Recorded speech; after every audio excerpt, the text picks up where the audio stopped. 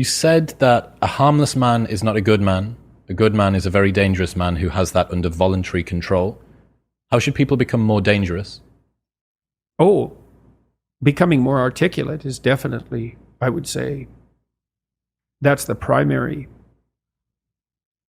array of weapons.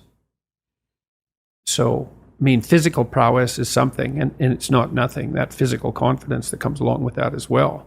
But the same thing replicated at the level of the ability to communicate and to think, that's a way broader field of battle and opportunity. So this is one thing that isn't taught well, especially to boys. It's more important to teach it to boys, I would say, because they're more skeptical of the educational enterprise in general, generally speaking, partly because they're less obedient, partly because they're less agreeable. That's particularly true for disagreeable boys. And agreeable boys get higher grades independent of their IQ and their academic achievement because they're easier to deal with. So what do you tell disagreeable boys? There's nothing that makes you more formidable than verbal competence, than being able to articulate, be able to think, to marshal your arguments, right? It's a battlefield metaphor, to get everything in order, get all your information straight, to marshal your forces. And so, I mean, that's part of the reason that rap artists are so popular, especially among disaffected young men, black and white alike, because they're unbelievably articulate. Like, they have this incredible verbal prowess. It's unbelievably attractive, and it's associated with genuine artistic and redemptive activity, often focusing on something that's approximately the voice of the underclass, let's say, but a powerful voice, right? And it's interesting to see how many young white guys identify with that. Was it Aldous Huxley that wrote Doors of Perception? Yeah. Yeah, so this is kind of an equivalent of that, right? That you have a experience which many people struggle to articulate. You take the best of us, the one that has the most precise, most articulate, erudite language. You drop them in and you say, okay, show us what you've learned. This is the equivalent, but for just a different community, a different sort of life, that maybe you don't have the ability to describe what it feels like to live on a council estate in Manchester or in, one of the neighborhoods of Brooklyn or whatever it might be. And then this person can. And it feels like it's your voice. Yeah, well, if you're a young man, you still feel alienated from your place as rightful heir of the proper kingdom. I mean, that's an existential truism for everyone, particularly for every young man, because he is an outsider in many ways. He's young and juvenile and not very highly valued, and then is in some sense hurt by the inadequacies of the current king, the current culture, and is easily turned against it because of that. And that's the machinations of the evil uncle. That's the King Arthur story. That's the story of Horus and Osiris. It's an ancient story. It's the story of Sauron, and it's there all the time. And you see in rap music, in hip hop, all of that alienation being given an articulated voice in an artistic sense. And that's a good example of the power of verbal facility. And that's the route to, let's say, marketing education to young men. It's like, you want to take your rightful place in the kingdom? It's like, get your tongue straight, man. Get it under control in the highest possible sense.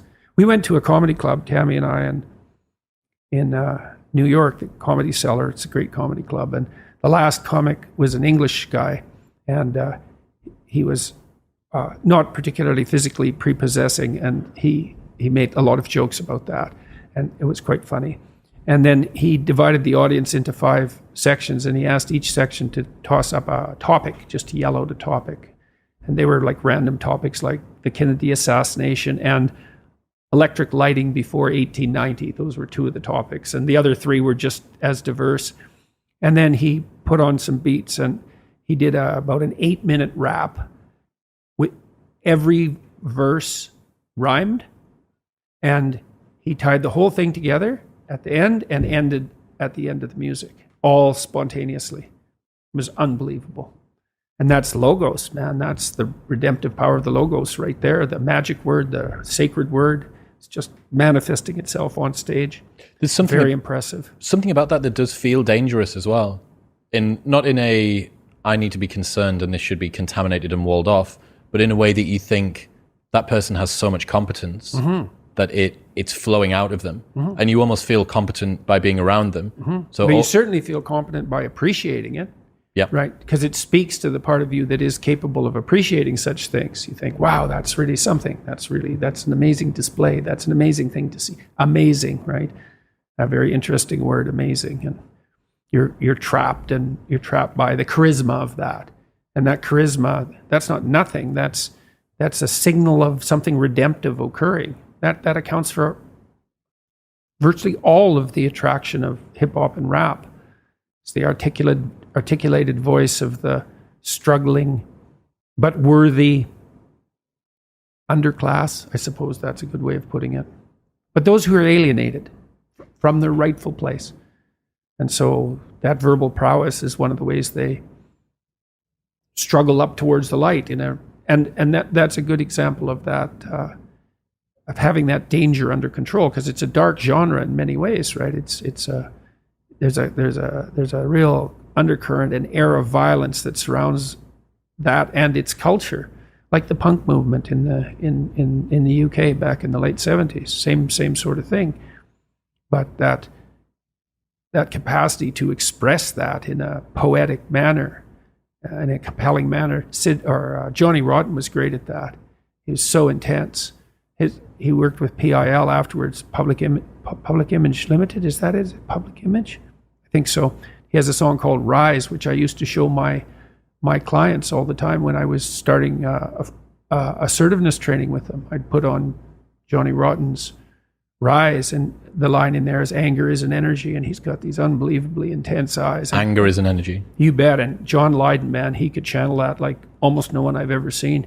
He'd get that anger built up inside him, and then it was completely under control, and he expressed it in his music, and he's absolutely captivating, unbelievably charismatic. And I really liked his music, that raw anger in the music. But it was in the bloody music, wasn't it? It wasn't some random riot, He transmuted that into something, you can argue about the poetic merits of punk rock, although I don't think you should. I mean, I Did It My Way, Sid Vicious's version of I Did It My Way. My God, that's a work of genius. That it's so brilliantly satirical.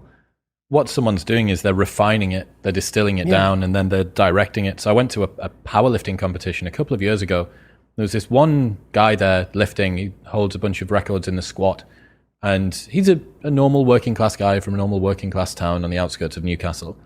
And watching that man warm up is something else. He's got a sacred playlist. He never listens to the songs apart from when he's about to step on to the lifting platform. He's got these headphones on, and he's just walking up and down in the same way that you'd see a bull ready to go out, ready to go and chase something. And he steps out on stage, and the hairs stand up on the back of your neck. You're watching this guy channel Rage. Fury. That's the god of war. That's Mars. Yeah, he's in touch with that. Unbelievable. And words, man. You go to war with words. And you think that's what young men should be taught. There we go. Bit of fury. What's happening, people? If you enjoyed that, then press here for the full, unedited episode.